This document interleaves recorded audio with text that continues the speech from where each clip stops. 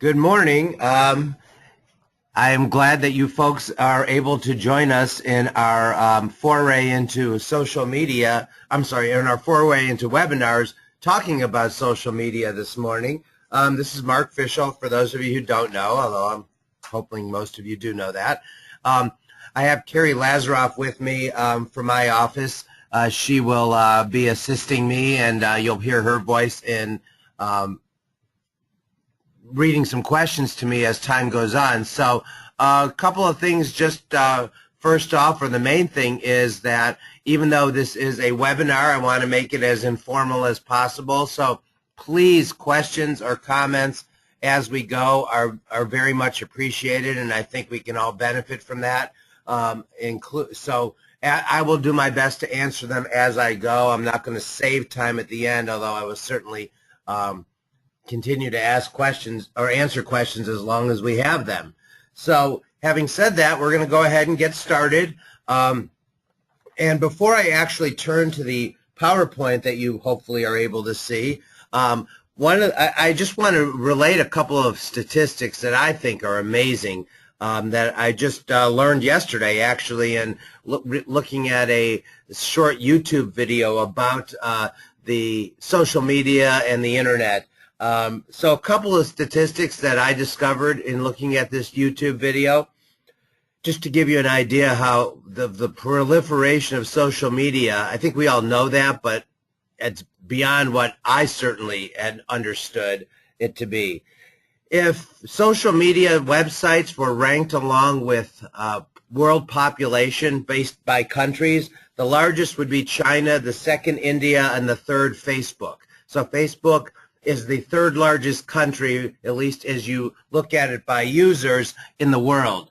As a matter of fact, out of the top 10, in addition to India and China, the United States and Indonesia appear in the top 10 in population, and 6 of the other top 10 are all social media sites, some of which, frankly, I know very little about. So it also goes to show you not only how much people are using, but the different kind of sites, which will probably over time pose different types of challenges in the workplace dealing with social media and the policies that you need. This one was the most amazing to me, or perhaps the saddest in some way. More people in the world own mobile devices than own toothbrushes. So again, hopefully most of you folks own both of them. It's not one or the other. 1 in 5 couples today are meeting online, and 1 in 5 divorces involve social media in some way. Selfie is now a word in Webster's dictionary, and just so you don't think it's only young people, although obviously young people are driving this, grandparents are the fastest growing demographic on Twitter, which only means that Twitter will become less popular and young people will start using something else if experience tells us anything.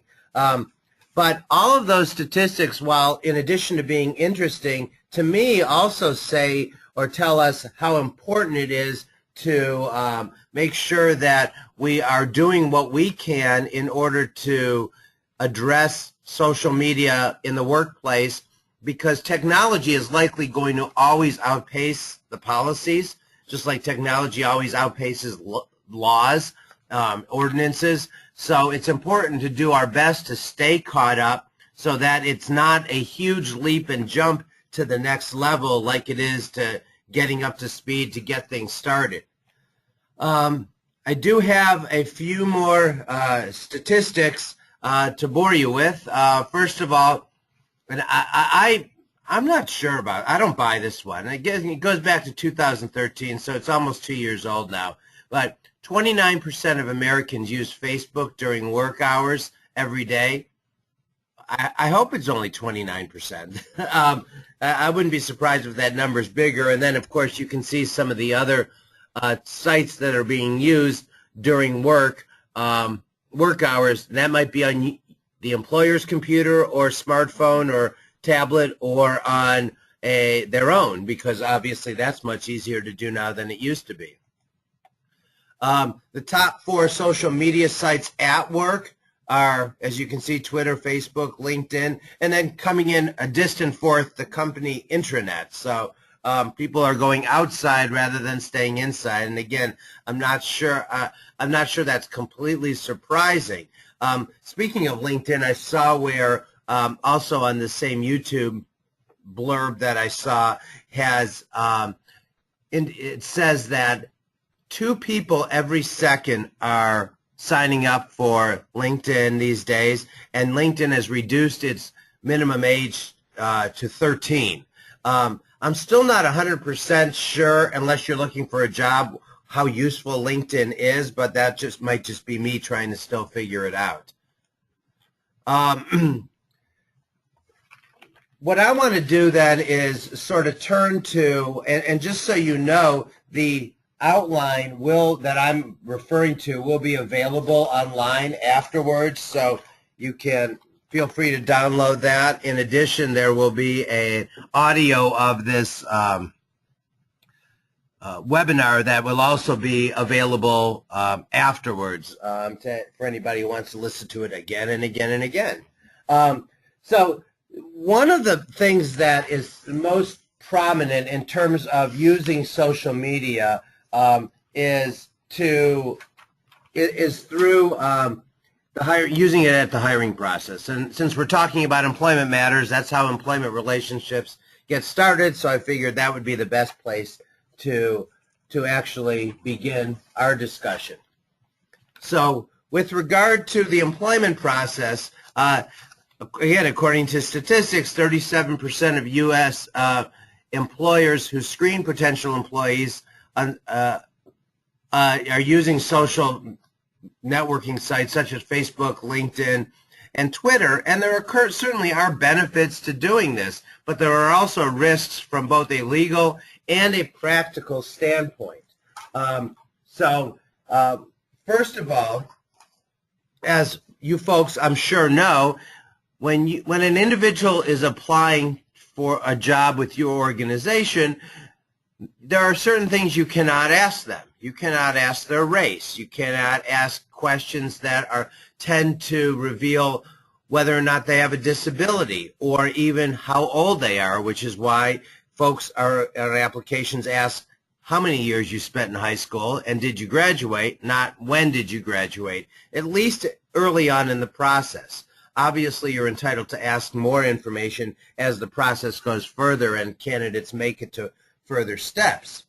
Well, if you use social media to vet candidates, you are likely to find out information that you're not allowed to otherwise ask them during the interview process. And maybe in a government entity, are you a Democrat or a Republican? Again, some of the disability, age, criminal matters, which we'll talk about in detail later on. So one of the things that's important to do for employers who are using social media to vet potential hirees is to make sure that you are only looking at the information that you're allowed to look at. Background information about a person that you would normally legitimately get to know or ask about in an interview.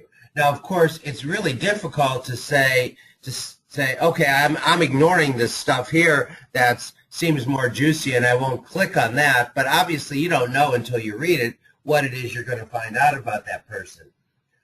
There are a couple of ways to address this. One is, and this is the most expensive way, is to have somebody outside your organization do this kind of internet search on potential employees and have that person report to the hiring individuals only relevant legal information that can be considered for employment. You can have somebody inside do that as well who might be outside the HR department if you choose to go that route. But again, you need to be careful about what information you're using and how you use it. So it's very important to maintain good documentation about this part of, well, the entire process, but especially this part of the process, so that if you are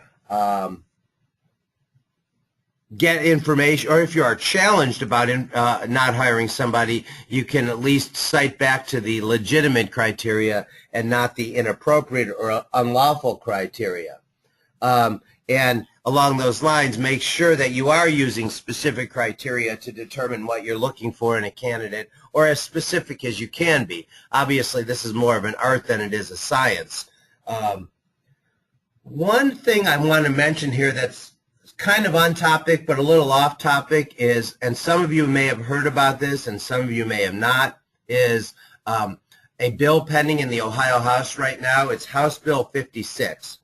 And what House Bill 56 will require or prohibit, if it passes, and it's likely to pass in some form, maybe not its current form, but some form, is that it will prohibit public employers, not private employers, only public employers, from considering an individual's felony conviction until sometime later in the process, as opposed to asking them on the application, have you ever been convicted of a felony? And it's actually euphemistically known as ban the box. So it's designed to give people who have been convicted of felonies a more, what is perceived to be a more fair shot or a better shot at getting a job in the public sector and not automatically being disqualified. There are some nuances or some provisions, not just nuances, in the current version of the bill that are very unrealistic, that we've been told will be changed, but you may want to take a look at the current version, which is the version without amendments, on the Ohio House's website, and perhaps even have your state rep or state senator know that could cause you some problems. I bring it up here, A, to let people know because it has been going under the radar a little bit, and B, also because this all affects what you can find out on social media. So the current version of the bill would prohibit public employers from asking an applicant about any felony convictions. Again, we're not talking arrests. We're talking convictions. You already can't ask about arrests, technically, until a conditional offer of employment has been made. Now, again, I think one of the amendments is that will be proposed is to allow that to happen earlier in the process, like at the point where you've decided to interview the person, but still not at the initial application process. So if you're doing an internet search, it's very possibly, if you're doing even a mediocre internet search, that's Mark Fischel's felony conviction, I don't have any, but just as an example, will come up because it's reported in a newspaper or some service or wherever that might be. And again, technically, you're not allowed to know about that stuff until later in the process, if the bill passes.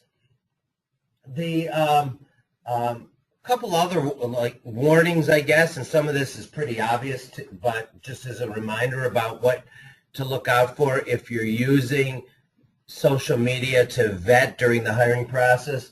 First of all, don't use fraudulent or improper techniques to obtain information. You can't go around accessing invitation-only discussion pages or Facebook pages or things like that under a fraudulent basis in order to find out things that you otherwise can't find out. If you get caught, and again, you can do whatever you want as long as you don't get caught. I'm not advising that. It's just a comment. Don't do whatever you want if it's not lawful. But if you get caught, that's going to cause some real problems, especially if you don't hire the candidate. Also, surprise, surprise, everything you read on the internet is not true. So as you are looking at vetting candidates or for other information on the internet, make sure that it's from a reliable source and you do some kind of a follow-up. In other words, if you're going to do this as a vetting process, at least, except in the most obvious situations, ask a candidate for explanation at some point during the process instead of just assuming that it's true. Also, again, perception versus reality is another thing to take a look at. The one thing I know, or I shouldn't say I know, but I know because people have told me who know, is that once something's put on the internet, it's not going away. Apparently, there's ways to make it less likely for it to come up, but it may, even if it's not truthful, it's not going away. So take everything you read with a grain of salt, or most things you read with a grain of salt. And as I said before, please, please, please document the criteria you're looking for or that you're using, and the results, especially if something's more heavily relied on by that you find out on the internet through a web search or other source. Interesting, at least I found this to be interesting. Again, 85% of employers indicate that they're less likely to hire candidates whose social networking profile or tweets evidence unprofessional behavior. And again, I think that's fair. You just need to be careful that you're focusing on unprofessional behavior as opposed to so-and-so looks like they have a disability. And obviously, it's never going to be that clear-cut. More employers are taking steps to review Facebook and other media profiles of job candidates. And interestingly enough, in May of last year, the FTC gave permission to a company called Social Intelligence to run background checks on prospective employees' internet and social media history. Think about that, internet and social media history. So what does that mean? Does that mean they're looking at where we've been on the internet or just what we've posted on the internet? And honestly, I'm not sure what that means. Apparently, though, we're told the data is not stored, but this company has the ability to look it up to 7 years of an employee's or applicant's social media history. I'm not sure of all the technological things that are going on there, but it's kind of impressive and scary at the same time. So one common pitfall on social media searching is this idea of false identities. And I'm sorry, I want to back up and mention one thing before I get there, is that many states have instituted laws prohibiting employers from using social media in the hiring process. And in the past, Ohio has proposed such a law, but has not. It's never been approved.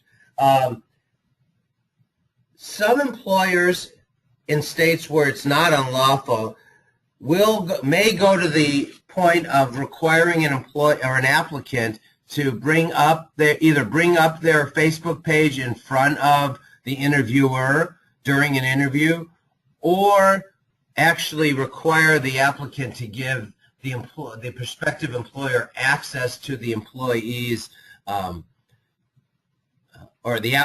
applicant's Facebook page or other social media.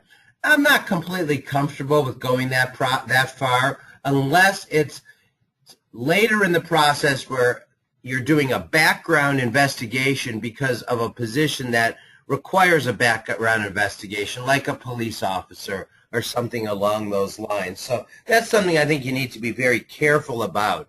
Now, it may not be a bad idea if you choose during the application process or even with the application to let folks know that this might be an area of inquiry, and that maybe that vets candidates who maybe you want vetted at the beginning because they're too scared of giving you access. But again, as more and more people use social media and younger people are coming into the workplace, you also have to be careful that you're not using a tactic like that or an approach like that to scare people away, otherwise qualified candidates away. So, all right, now I'm going to turn back to false identities. And of course, that's not something too surprising on the internet.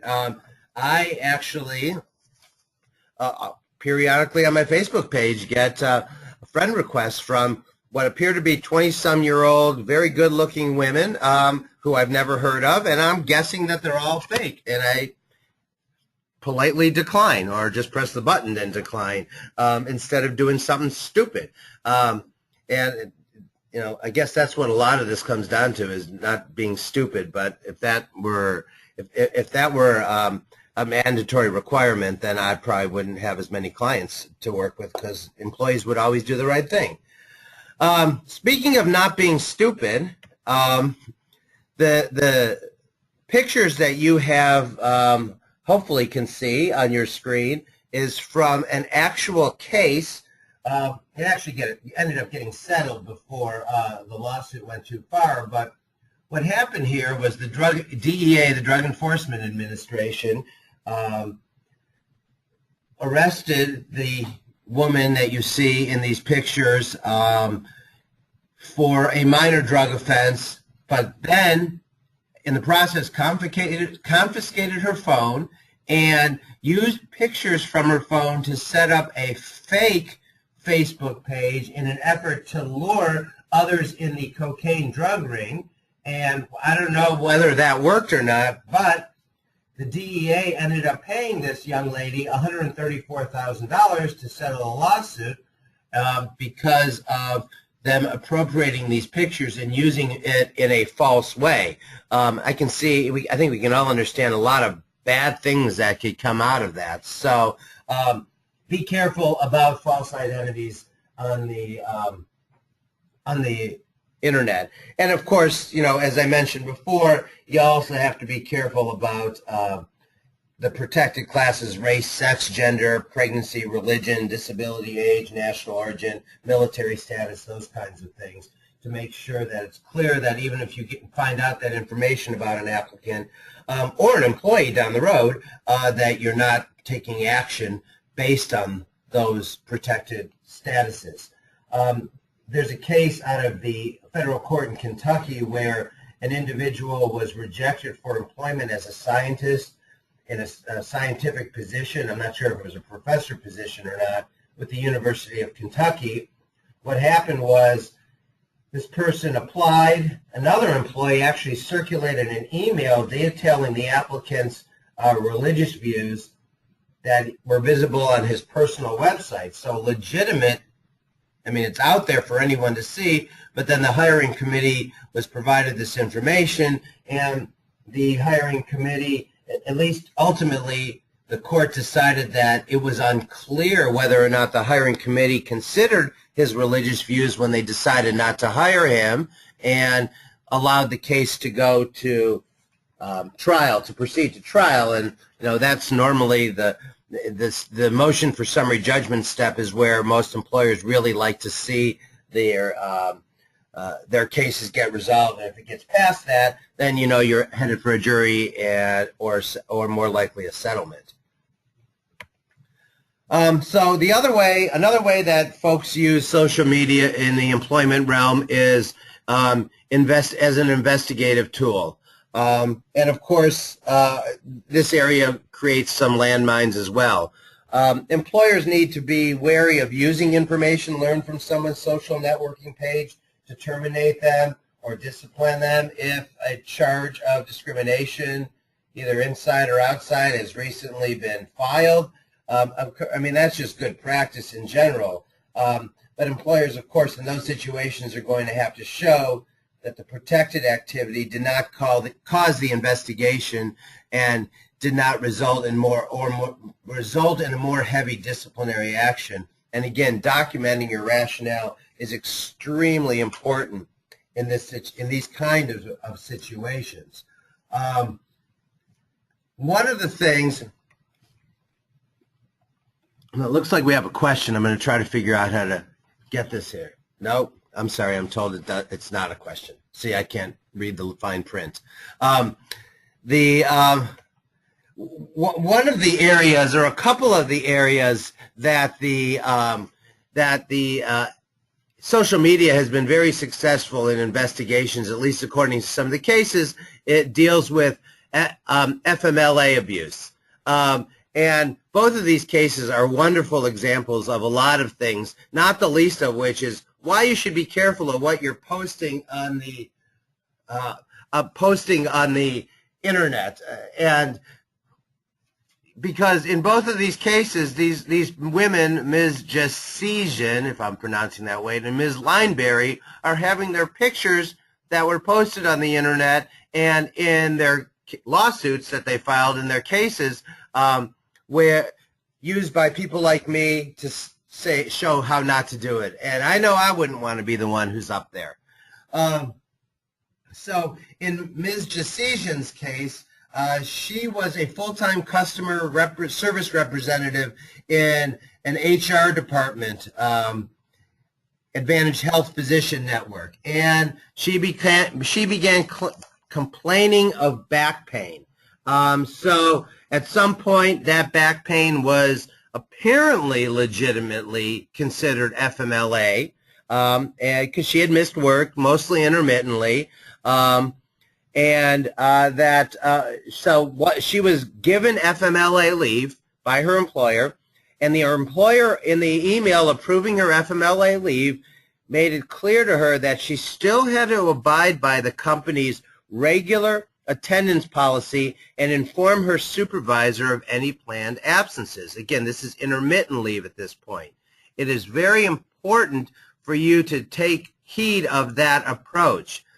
Both your policy and any written documentation approving FMLA leave should make it clear that employees have to comply with all other rules, including sick leave rules, if they're taking sick leave concurrent with their FMLA leave, and they are not to be acting in a manner inconsistent with their need for sick leave or FMLA leave, or both if applicable.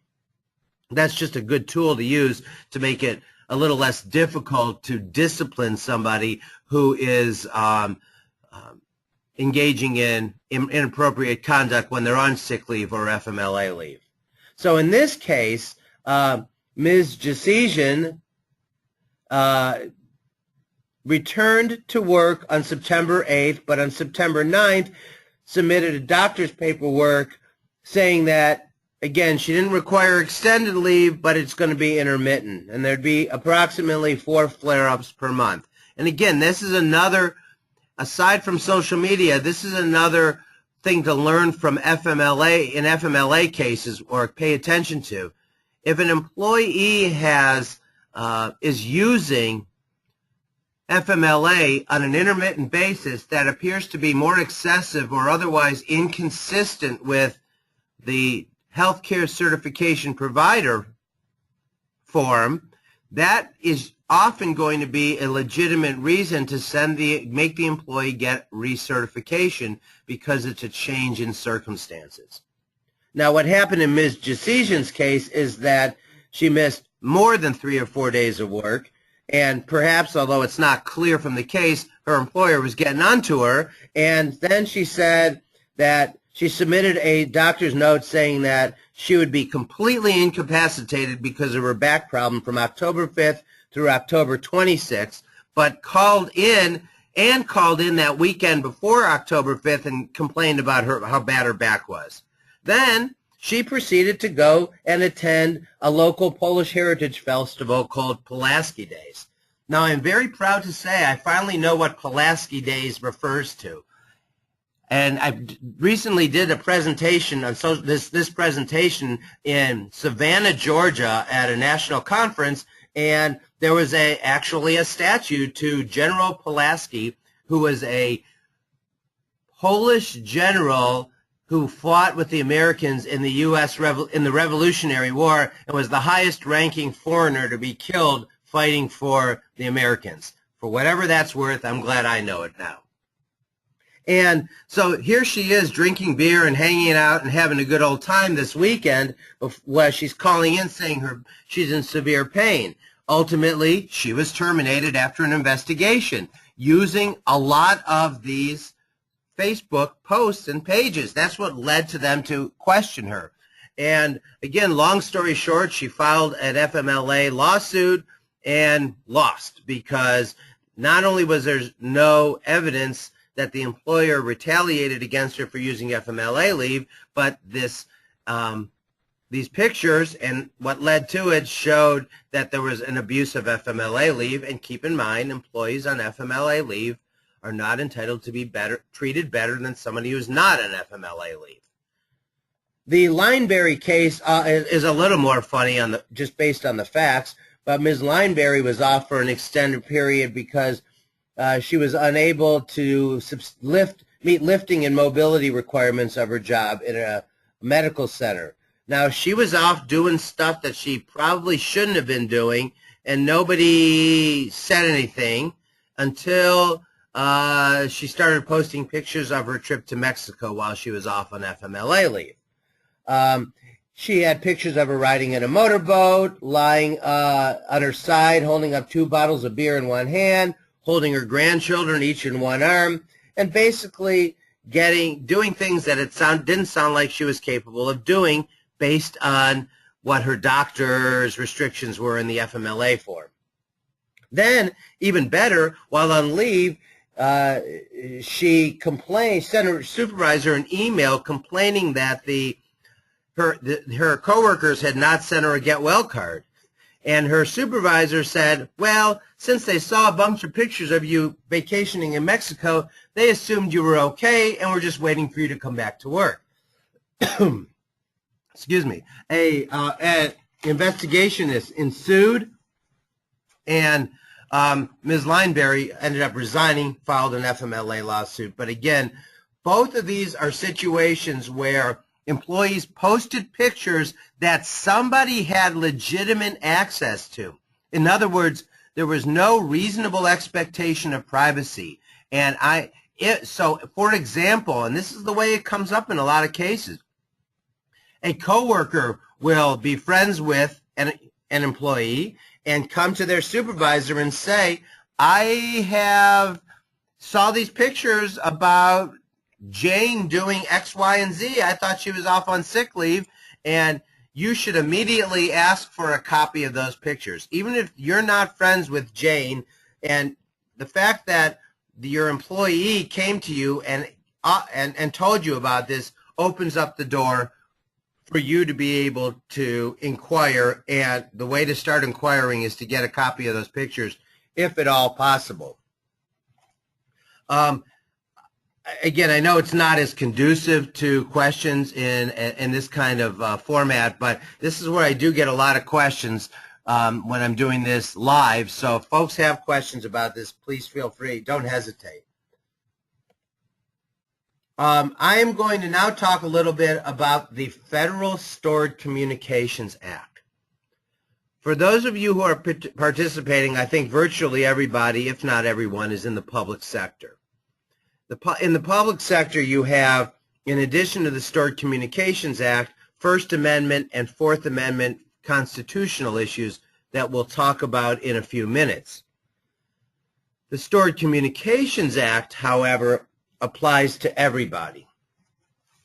And what the Stored Communications Act is intended to do is it actually imposes criminal penalties in situations where someone intentionally accesses, without proper authorization, a facility through which an electronic communication service is provided, or intentionally exceeds their authorization that they have to access that facility, and ends up obtaining access to wire or electronic communications while it's stored in that form.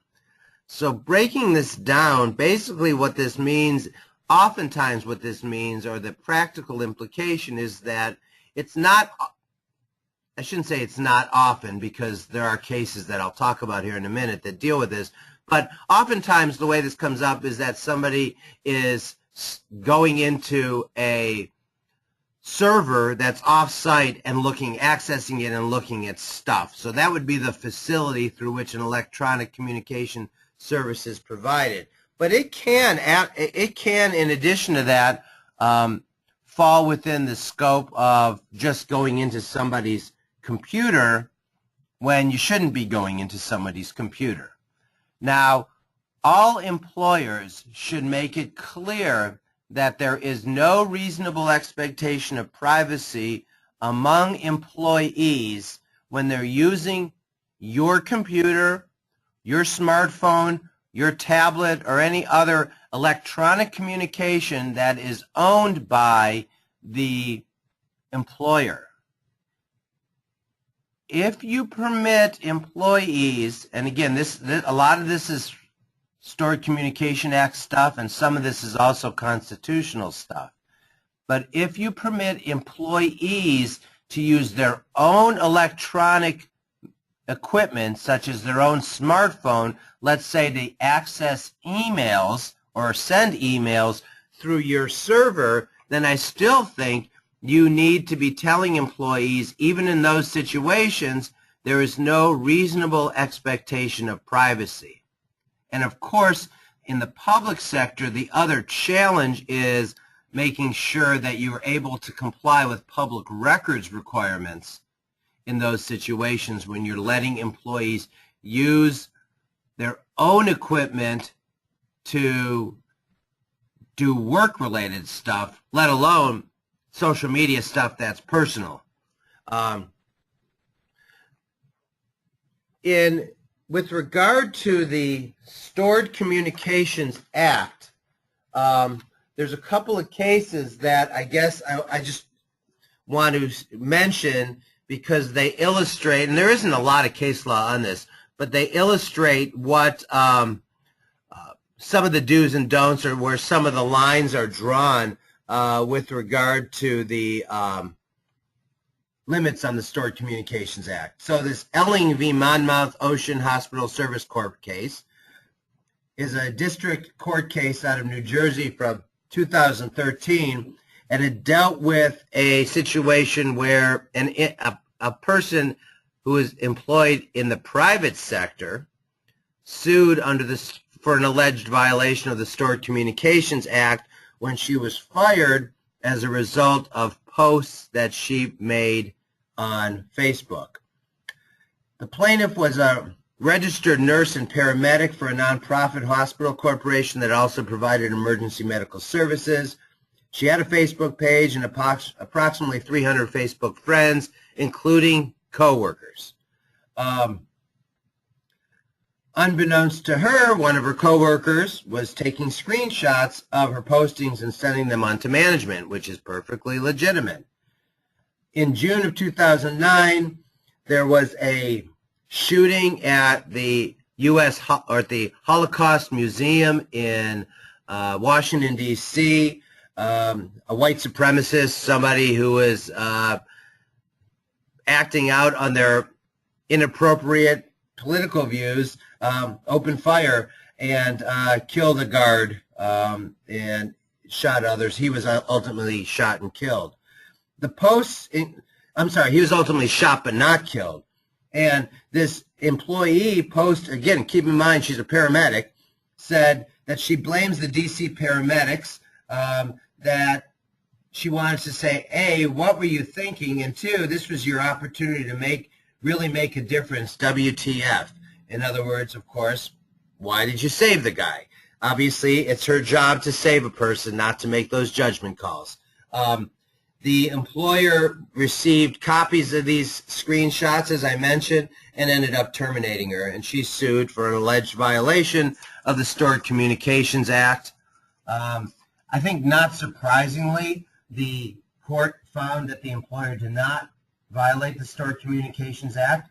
Now, the court did make it clear that Facebook posts are subject to the Stored Communications Act. However, there is an authorized user exception to the SCA.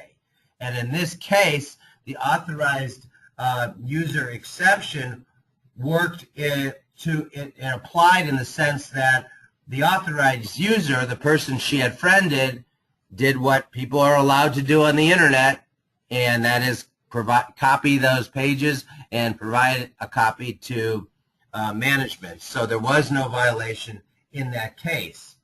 There are a couple of cases actually where there is a violation to contrast this Elling case. One is some of these folks have really hard to pronounce names.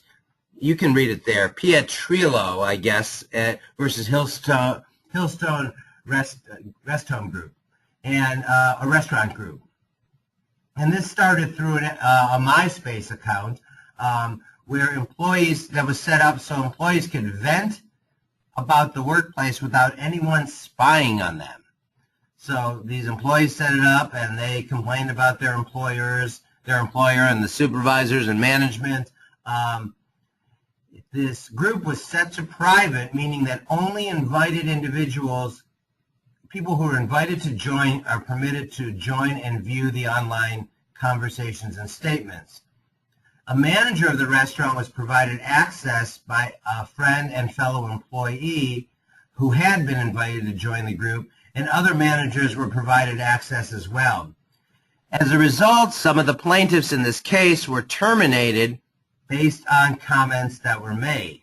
And in this case, this is kind of a surprising decision in my mind, but a jury found that there was a violation of the Stored Communications Act because although an invited member shared her password with the manager, she did not authorize the manager to access the site, which doesn't make a lot of sense to me. Why else would you share your password? I think this is as much a result of the jury not liking the snooping that was going on by managers and putting themselves in their shoes, but nonetheless, this was found to be a violation of the Stored Communications Act. Another violation, that's the case, it's not cited in, it's in the written outline I'm referring to, but not right there on your screen, is Van Alstyne versus Electronic Scriptorium Ltd., which is a federal court case from 2009. In that case, what happened was an employee worked for a private company. She used her computer to access both company and personal email. Then she quit. After she quit, a vice president of the company continued to access, however technologically he could do this, her ongoing personal email because it was somehow on that computer, or at least he was able to get into it through that computer. The court found that this was a violation of the Stored Communications Act. This case is much more understandable to me because, again, the company was far exceeding the authorization in light of the fact that the employee had been gone for up to a year by the time this person got caught, and there were a lot of damages awarded in that case. There were $150,000 in compensatory damage and against both the president of the company and the company itself, plus attorney's fees. So these are not the kind of cases where you want people to be accessing inappropriate stuff. So it's important for you on the jurisdictional level to make sure not only that you know where the line is drawn, but others know where the line is drawn, so they're not, especially in your IT department, so they're not going beyond what they're allowed to do.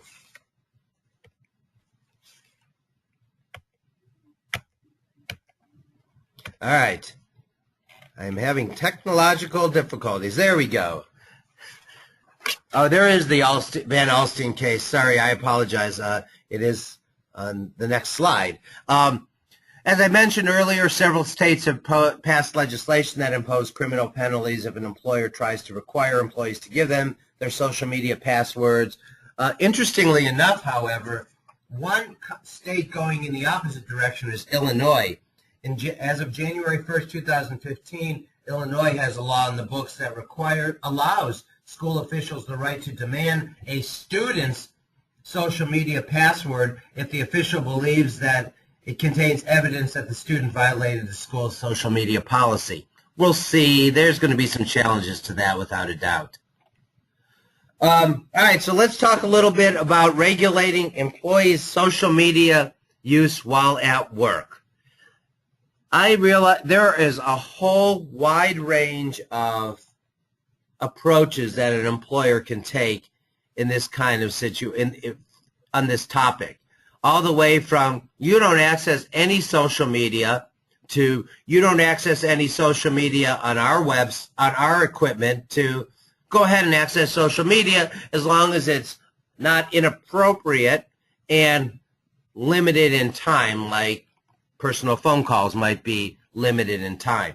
And frankly, I think you have the right to decide what works for you in your jurisdiction. At the same time, though, regardless of what you choose, other than a complete ban, which may or may not be realistic, then I think it's important to keep certain things in mind in terms of what the limitations are, what your rights are as an employer, and what some of the language in the policy should say. And there is a sample policy that's part of the outline that will be put on our website for you to access, and we'll get information to you about how to access that after by tomorrow or Monday. First things first. As I just mentioned, and as you know, you can regulate and should regulate inappropriate conduct on the internet, websites, social media sites, especially while on duty. But what does that mean? You have an obligation to, in a policy, to at least give some explanation of what is inappropriate. Pornography, for example, is inappropriate, of course. That's an easy one to point out. But this Bowman v. Butler Township Board of Trustees case, which is an Ohio Court of Appeals case, points out some of the pitfalls and some of the things you have to be careful about. And please note that I am not suggesting you try to come up with an all-inclusive list. That would just be unrealistic to try to say, here's everything that you can't do, or here's everything you can do. You may want an including but not limited to list. So in the Bowman case, what happened was there were firefighters. So, of course, there's downtime with firefighters, and they were allowed to download, or they had been downloading videos while at work, and some of these videos were determined to be inappropriate in some ways, mostly from a violence standpoint. And everybody agreed that the firefighters were permitted to use the township computers at the firehouse for personal use during their downtime due to the nature of their work, including the long shifts they had. And in this case, it's interesting, the way they found out about it is because the computer was going so slow, or the server was going so slow, that that they looked into what was causing the problem, and it was all these movies being downloaded. So that's another reason to prohibit some of this activity. But ultimately, Mr. Bowman was terminated for violating the policy because he was viewing inappropriate movies. And in this situation, the court found that his termination was improper because he wasn't properly put on notice that of what conduct was expected. And, you know, they made such arguments which seem silly, but carried the day that, hey, they can watch football, that's violent. And there was no good articulation of what was inappropriate in these movies. Again, other than the obvious, you know, they're not going to argue pornography or something like that. Well, I should say that because you're going to see cases where people made those arguments in a minute. So that's one case I just wanted to mention. The other thing that you need to do is, you know, it is legitimate for you as an employer to regulate a certain level of off-duty conduct, as long as you can articulate or explain what the nexus is between the off-duty misconduct and the workplace. There's a case involving, this is a case actually decided by the National Labor Relations Board, but then ultimately on appeal, it was in the context of an unfair labor practice charge filed against a private employer. And what happened was, actually there were two cases. In one case, involving the same employer, in one case, the termination involved a current employee who commented on the discharge, about a discharge on another employee's, or on her Facebook post, telling her that she was sorry that the person had been terminated, suggested thinking about getting a lawyer and taking them to court, advising the discharged employee that she could contact the labor board as well. And the employee, believe it or not, was terminated for these posts. The court found that that was an unlawful termination because it violated a provision, Section 8A1 of the National Labor Relations Act, which basically allows employees to engage in conduct, a concerted activity for the benefit of themselves or other employees. The second termination, though, illustrates the fact that that no speech is protected when an individual makes a false statement with the knowledge that it's false. So in this case, the employee posted on Facebook, excuse me, holding in a sneeze, and posted on Facebook, "Hey everybody, I'm fucking broke. I'm fucking broke down in the same shit I was broke in last week because they don't want to buy new shit. Cha-ching, ching, at Sheetz convenience store." So in other words, he was saying that the ambulance he was driving was broken down and he was, that it was the employer's fault and they're not trying. And if that was true, you probably couldn't terminate this person. The employer offered evidence that the ambulance was not broken down and the employee just lied about it. And since it was a false statement and maliciously untrue, that statement wasn't protected, and therefore the employer could discipline the employee for it, and there was no violation of policy, even if there was nothing clearly articulated in a policy that said, hey, you got to say false statements will get you in trouble. I mean, that's sort of implied in those situations.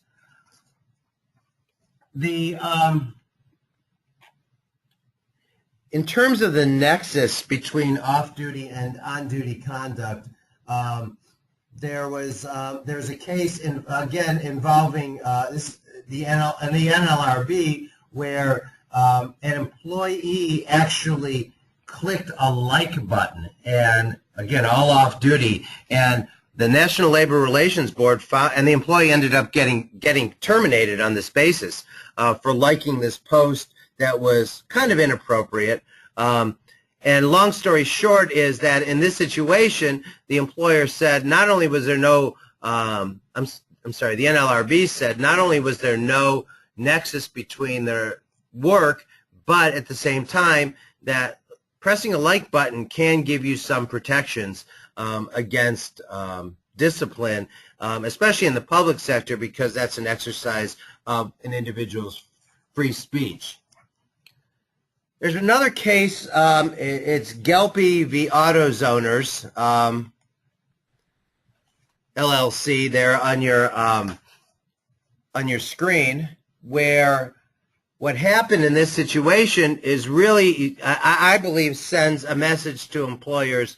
And let me just tell you what the facts were real quick, and then I'll tell you what I think the lesson is that in this case, what happened was Ms. Gelpi was denied a promotion. She filed a lawsuit claiming she was subject to sexual harassment in the workplace, and ultimately AutoZoners prevailed because they were able to successfully argue that Ms. Gelpi welcomed the alleged inappropriate harassment, and the way they knew this is because she friended most of her coworkers and posted very inappropriate sexually oriented comments as well, albeit while off duty. But the fact that she friended most of her coworkers indicated that there was this welcomeness, that the Ms. Gelpi didn't truly feel like she was sexually harassed. So that's one lesson. But the more important lesson from a social media standpoint is that if a supervisor or management employee finds out about this kind of conduct through Facebook posts or other posts or comments on social media, you are now put on notice. You know, you are made aware of inappropriate workplace conduct that you have an obligation to investigate and try to get stopped.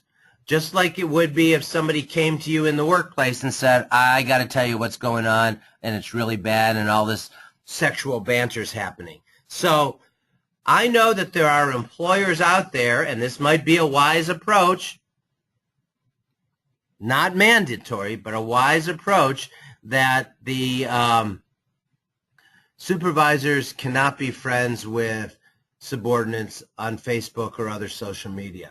That is a concern because, again, I'm not saying legally that is mandated, but if a supervisor is friends with a subordinate and finds out something, whether it's sexual harassment or something else that's work-related or has a nexus with work, that supervisor has to take action, especially if it's in the area of unlawful harassment where an employer can't just close their eyes and ears to it, as you folks well know. So that is something else that either that should at least be conveyed to the supervisors, is that if you choose to be friends with other employees, or even if you're not friends with other employees, but it gets posted by a friend of a friend of a friend and shared, then that also is something that you would have to make sure you are addressing properly as if it was a complaint in writing in the workplace. And this Diebold v. Mercer Health System of Kansas is another case that stands for the same proposition. The Diebold case also it brings up another point that hopefully you folks won't have to deal with, but you may have to deal with down the road, and that is the question of electronic discovery during litigation. So during litigation, you know, your requests are going to be made for emails and those kinds of things, but we're seeing more and more requests being made for Facebook posts. And, you know, again, usually from the employee, from the plaintiff, not from the employer, but that's something else that you need to keep in mind and figure out how to best handle it, how to best store this information. And of course, if you have your own Facebook page in your organization, you need to make sure that it is somehow addressed in your records retention policy, and that you are retaining information that is submitted by others or posted by you in accordance with Ohio's public records law.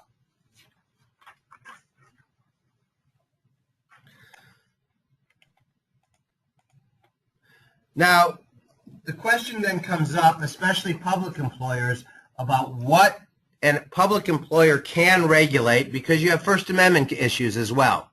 So a public employer clearly can regulate or any employer can regulate the use of their trademarks or copyrights, and also prohibit an employee from disclosing any trade secrets or confidential information.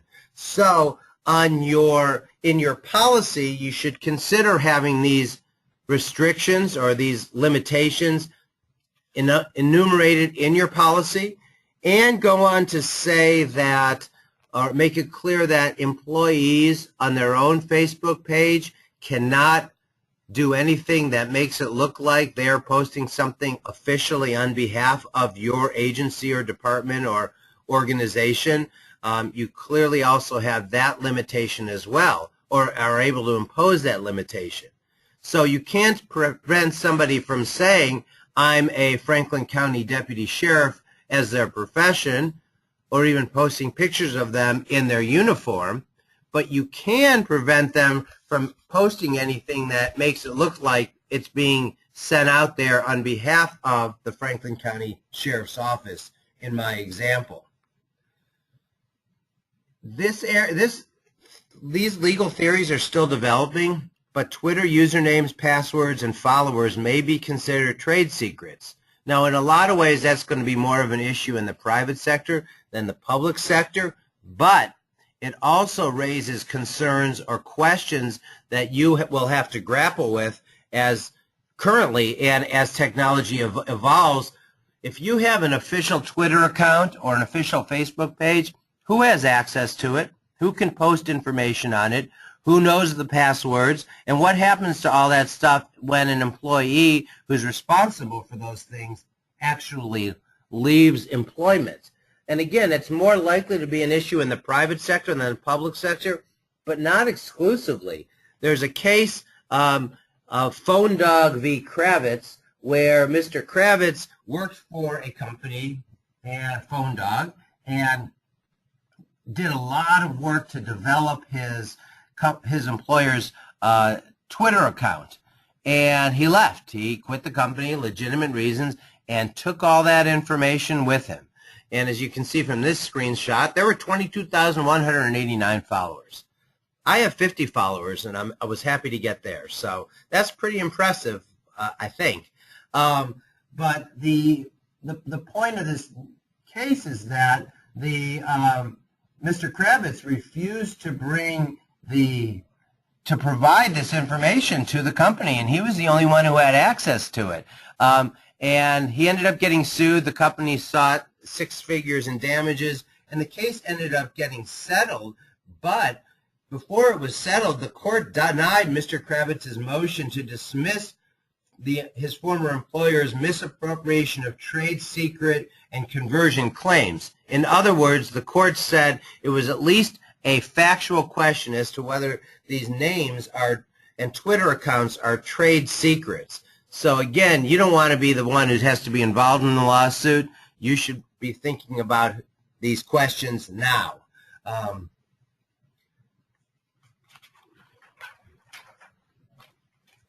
The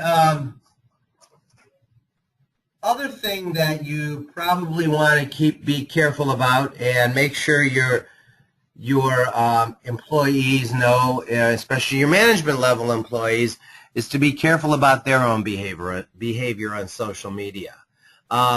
This case, the facts are unbelievable, but it started off as an overtime dispute and turned into a lot more because of the comments that the Coyote Ugly's CEO put on his blog for everyone to see. And as a result of this blog post, the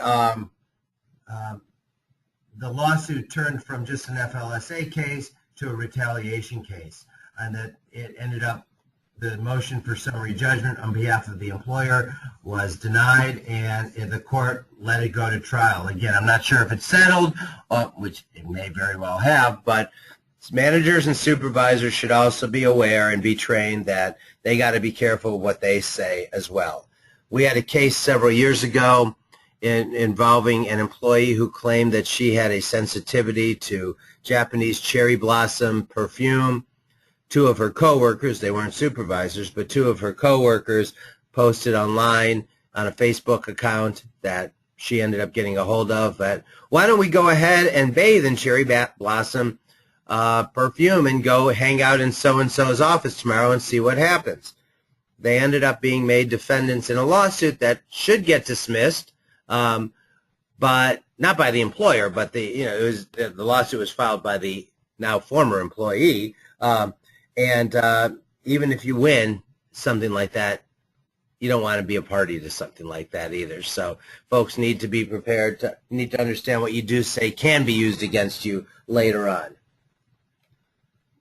I'm going to talk a little bit now about constitutional issues. So there are First Amendment limitations on what you can and cannot regulate as a public employer, and there also may be some additional even for private employers that might apply to private public employers as well, as that I will talk to. Generally speaking, and this is kind of the case law that applies to what I would call traditional First Amendment cases applies in this context as well of social media and the internet. So the case law doesn't really change, just ways for people to express themselves change. So just as a sort of a brief reminder, there's a case from 1983, U.S. Supreme Court case. I'm sorry, it predates, it goes back earlier than 1983, that says that public employees, just because they become public employees, don't give up their First Amendment rights. And what the courts have to do is engage in a balancing test that first of all, the first question to be answered is whether or not the the expression touches on a matter of public concern as opposed to a matter of private interest. If it touches on a matter of public concern, then the question is, the balance is whether or not the employee's right to engage in First Amendment activities outweighs the employer's need to regulate that speech. Almost every case that I've read comes out in favor of the employee. The limited situations are going to be where the employee's speech is absolutely inconsistent with his or her job with the employer, such as somebody showing support for a KKK and advocating violence against African Americans and being a police officer, as an example. There are other examples as well that we could think of, but that's the most obvious one. If it's a purely personal issue or not a matter of public concern, there's no First Amendment protection. And again, as I said before, there's no First Amendment for false statements. So opinions, yes. False statements, no. So if an employee goes on their Facebook page and says the employer is misspending money, they spent $400,000 on a trip to all these trips over the last year, and it's just absolutely not true, then again, if the real number is $398,000, then it's close enough to being true. But if it's absolutely not true and just being used to make somebody look bad or for someone to inappropriately vent, then that is not going to be protected. So on the internet and social media, well, I'm sorry, before I talk about that, on your screen is the city of Boston's attempt from January of this year. They were trying to be picked as a host city for the 2024 Olympics, I think it is. I'm not sure. I think that's right. 2020 maybe, and they put out this policy that basically says no employees, officers, or representatives of the city can make, publish, or communicate to any person or communicate in a public forum any comments or statements, written or oral, that reflect unfavorably upon, denigrate, or disparage, or are detrimental to Boston's pursuit of the Olympics. I'm paraphrasing, as you can see, but that is way overly broad, that will almost never be upheld, and is problematic on many, many different levels and very unrealistic. I understand the goal, but that goal is inconsistent with the First Amendment and completely impractical. Now, again, they could prevent employees from speaking officially on behalf of the city. They can limit who gets to do that. They can prevent employees from engaging in this kind of speech while on duty, as long as they can't engage in other kind of free speech while on duty. But they clearly can't single this out, and it's frankly absurd that they even have tried. I have not heard of any cases or any challenges coming out about this, because my guess is that they put it out there knowing that it violates the First Amendment, but in an effort to sort of bully people not to speak. Couple of cases involving social media. There's a case out of the Fourth Circuit Court of Appeals, the U.S. Federal Court of Appeals, where 2 sheriff's deputies were fired after liking the Facebook of a sheriff's political opponent. Not surprisingly, the court said that is an exercise of First Amendment rights, just merely pressing the like button. So what we're saying there, I don't think that's earth-shattering from a legal standpoint, but what I do think is, or what I find surprising, not surprising, but important, is that social media not only makes it easier for people to engage in First Amendment activity, because I can get my phone out and type something right away, but all I have to do is press a like button. So it's easier for people to express their opinions. There's a case, it's in here, it went to the United States Supreme Court in 2004. I'm not sure why it got all the way to the Supreme Court in 2000 ever, but it did nonetheless. This is one of these cases that you just wonder who's defending this. But it was a First Amendment argument was made on behalf of a former now City of Sandusky police officer. The case is City of Sandusky v. Rowe. I'm not sure if they used the name Rowe because it was his name or because it was so embarrassing, like you used Doe, because what this officer was doing was selling videos on eBay of him stripping and masturbating, which I guess is legally okay. Carrie's cracking up here. I hope others are as well. Legally, I guess that wouldn't be as huge problem, except he was stripping in out of his police uniform and masturbating for the camera. And he was also, by the way, also selling San Diego Police Department uniforms and gear through the webpage. It doesn't say how he got it. But it was all off duty, so he thought it was okay and within his First Amendment rights. And the court ultimately found that, what a surprise, he was not speaking on a matter of public concern. And in addition, his employer's image was exploited and compromised, and his actions compromised the employer's image and legitimate and substantial interests. But you can see even, I mean, this case is 10 years old, but we still see these cases where people are just so stupid, and I guess that's what keeps HR professionals and lawyers busy. Our firm, just as an aside, had a case several years ago. It was an arbitration of a police officer in a city in Ohio who was going on websites searching for women to meet, have sex, probably have sex with, when I tell you the facts, because it showed him nude, or nude from the waist down, maybe. I'm using my filter right now and not making any other comments. And again, maybe that's okay. You know, I shouldn't say okay. Maybe that's not, doesn't get him fired until he uses his badge in the picture, his police department badge, to let women know that he's safe. He can be trusted. So, needless to say, he got fired. Although again, the union arbitrated that case, went all the way to arbitration.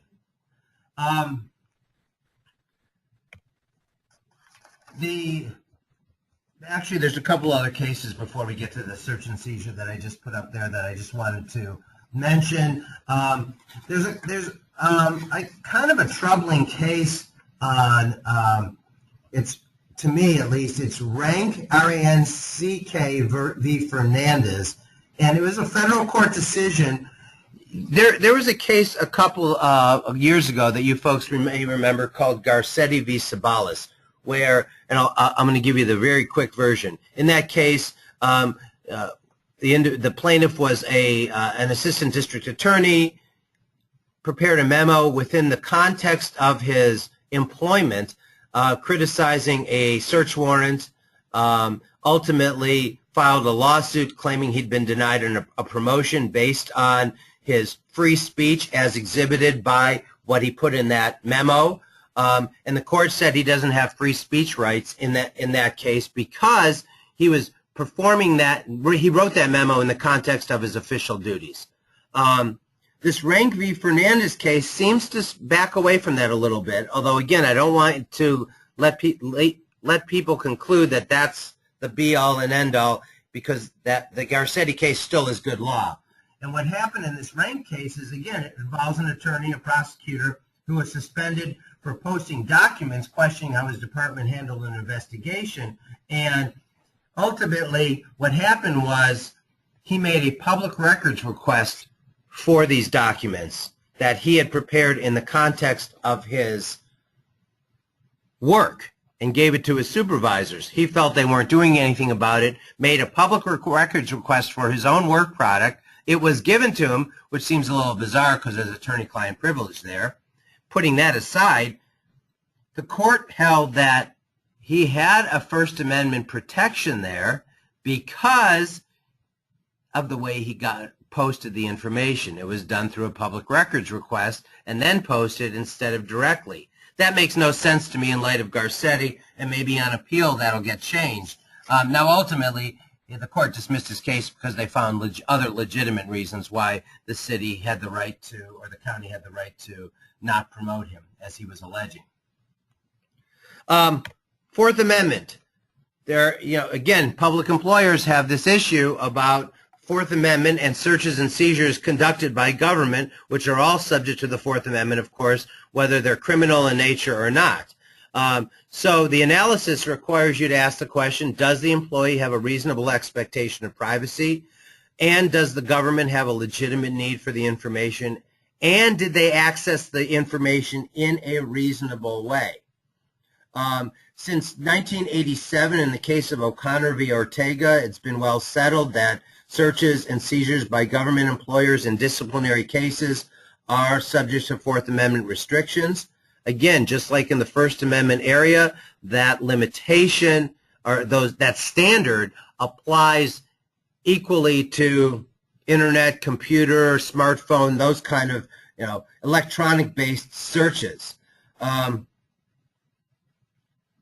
If the social media, first of all, this is why it's important to tell your employees that they should not have a reasonable expectation of privacy in using your own equipment, your own material. And in the social media context, the case law is pretty clear that if the communication on social media is disclosed to a third party, there's no longer a reasonable expectation of privacy, which is why you can't go on and access somebody's private postings, but the minute they or somebody else they give it to sends it on to the world or even a part of the world, there's no longer any reasonable expectation of privacy. Of course, if you have a private messaging feature on social media or something like that, that still probably is subject to the Fourth Amendment restrictions. One of the difficult questions that comes up deals with the use of employer equipment, employer-provided equipment, where an employee can use it for personal reasons as well, such as a cell phone or a smartphone. There's a case called Kwan versus the City of Ontario, which was decided by the United States Supreme Court in 2010, that's instructive on this issue. Because I would think before Kwan, or others may very well think before Kwan, that, look, it's the employer's equipment. Again, we're talking public employer here. The public employer's equipment, yeah, I get to look at it, and I've told them that I get to look at it. But courts have said that if you start letting people use it for personal reasons as well, then the Fourth Amendment is implicated. That doesn't mean you can't access it, but you also have to access it in a reasonable way. So what happened in Kwan was the city was handing out, this says pagers, shows you how old that case is and how long it took to get to the Supreme Court, but now we can substitute that for cell phones. And they paid for a certain plan, and they kept going over the plan. So in order to figure out whether they should buy another plan, a higher plan, or why they went over it, they did an audit of a 2-month period for, I don't remember if it was all users or probably more likely just a random sampling of users. And they found out that Mr. Kwan was sending these messages and using it way more than seemed appropriate, including when he was off duty.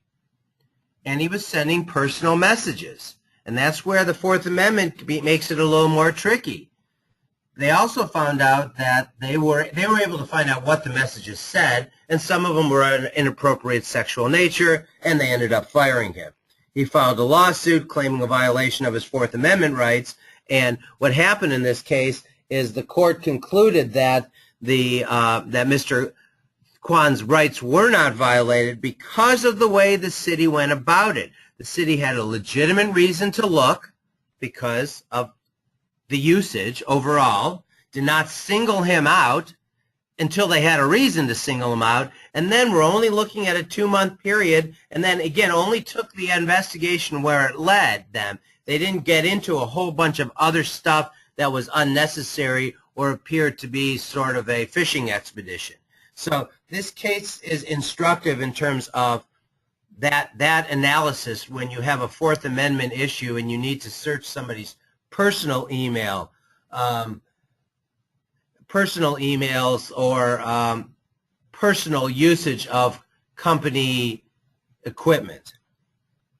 A couple other real quick cases that I think was, well, I don't know about, I'm trying to find it in my outline, I'm sorry. not finding it right now. But there's a case in the outline that just boggles my mind again. It's about a guy who works for the CIA who is accessing porn on his computer and gets fired, and then turns around and is surprised they're looking at his computer. I mean, I'm assuming that unless they're incredibly bored, the CIA is probably watching this webinar right now. And then has the nerve to argue, well, they never told me I couldn't look at porn. So, I mean, those are kind of idiotic cases, but they are still out there.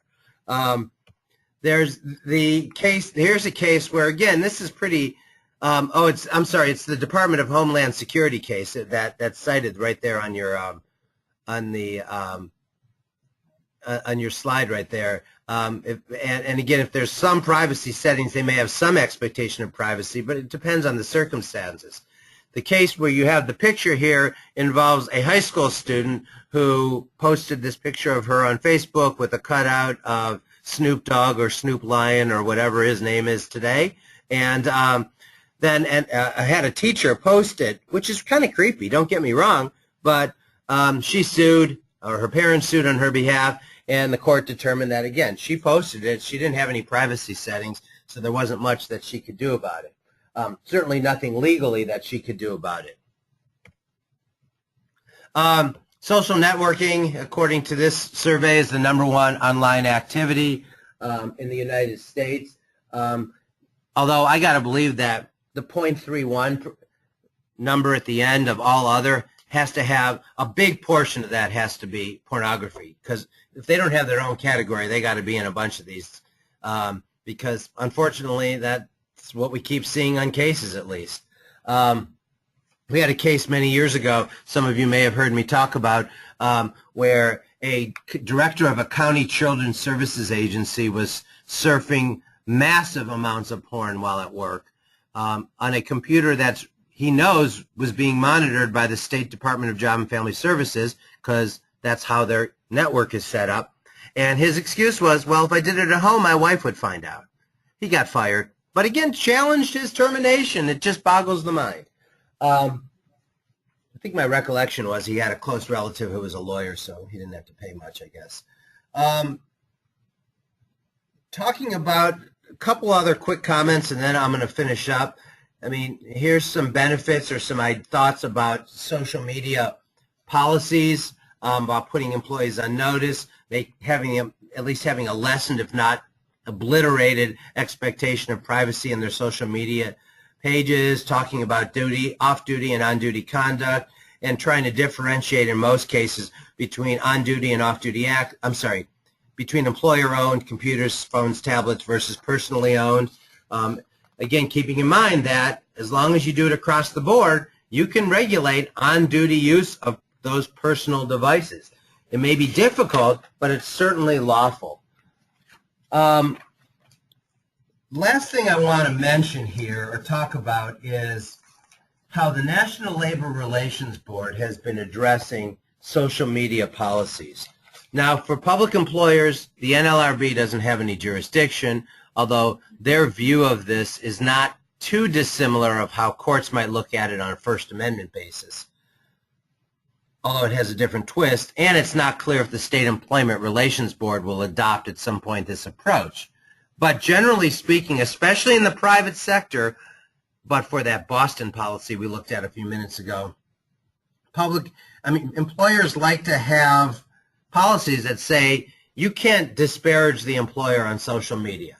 Again, that sounds silly or foreign to a public employer, but private employers try that all the time. Well, a provision of the National Labor Relations Act allows employees to engage in any concerted activity which is defined as activity by individual employees who are united in a pursuit of a common goal. It doesn't even have to be with a union involved. And the National Labor Relations Board has held that those kind of policies that blanket prohibit employees from disparaging their employers on social media violate that provision and are unlawful. So, for example, from a confidentiality standpoint, a policy that says Employees are prohibited against using or disclosing confidential or proprietary information, including personal health information about patients, is going to be lawful. A policy that says employees cannot disclose or communicate information of a confidential, sensitive, or non-public in nature concerning the department or through department property to anyone outside of the company is not going to be lawful according to the NLRB. And there are same limitations with harassment or media contact. You can't have a blanket policy that prohibits all of that stuff. Just a couple other real quick slides. 1 in 5 Americans cannot access Facebook at work because of the blocking software that are used by employers. Again, here's some, next slide is just some more things to think about when you're developing your or modifying your policy. Make sure it's narrowly tailored. We just talked about these NLRB cases, and with that, if folks have questions, I gotta say this is the first time I've ever done anything without getting a question. So I'm assuming most of you are just working on other things and paying attention from time to time, or I was so complete that you had no questions. But if you have follow-up questions, you have my contact information on the screen, and you can certainly feel free to contact me. You'll be getting a survey. We really would appreciate feedback on this, topics you'd like to hear, whether this was useful or not useful. It does mean a lot to us. And like I said, you have my contact info, and we'll let you know how you can hear this again if you so desire, or at least get access to the social media, the outline. Thanks for participating.